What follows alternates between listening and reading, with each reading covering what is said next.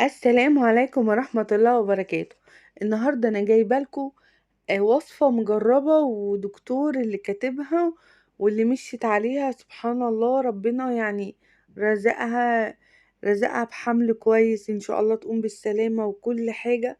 خلطات مساعدة على التبويض والخصوبة للست. كل الأكلات اللي أنا كاتباها دي هي الأكلات اللي الستات كلها المفروض تمشي عليها.